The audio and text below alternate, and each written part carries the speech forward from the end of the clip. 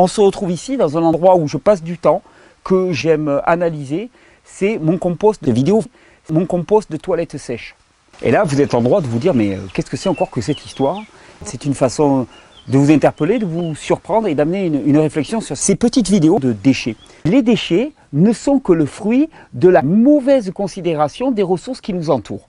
Si moi-même, je les traite de la bonne façon, ces déchets n'en sont jamais puisque ça devient une ressource. C'est quelque chose, moi, que je valorise. Je voulais, au travers de cette vidéo, vraiment poser ce principe. Dans la nature, tout fonctionne de manière cyclique. Les déchets sont recyclés en permanence. Et les choses se consomment elles-mêmes de manière à ce que le système soit équilibré. Et l'humain, il a perdu le fil. Il a perdu le sens de l'observation des milieux naturels. Il s'est même voulu s'ériger en tant que Dieu lui-même. Et plutôt que d'avoir l'humilité d'observer les milieux naturels et de se dire « Ok, je vais essayer de les imiter », il a choisi l'arrogance plutôt que l'humilité. Ce que je veux dire par là, c'est que la notion de déchet, c'est-à-dire une ressource qui ne peut pas être utilisée, elle est purement créée par le mental humain. C'est notre pensée qui crée des déchets. S'il n'y avait pas une question de rythme de production trop rapide et s'il n'y avait pas une question de mauvaise considération des ressources qui nous entourent, il n'y aurait pas de déchets. Si le déchet en tant que tel est considéré comme une matière non idéologiquement connotée et qu'il est placé à l'endroit où il devrait être placé, par exemple mélangé, ça devient une ressource.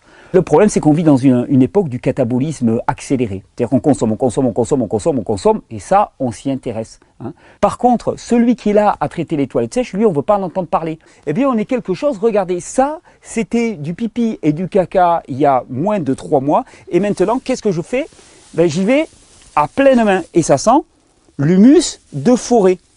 Pourquoi? Parce que la transformation a eu lieu.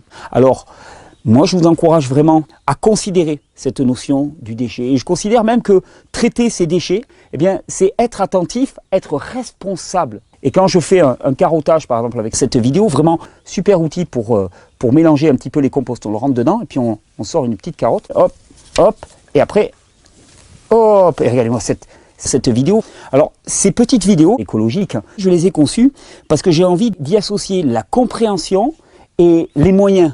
Il y a de la science à retrouver, de la science de l'observation, de la science de l'humilité.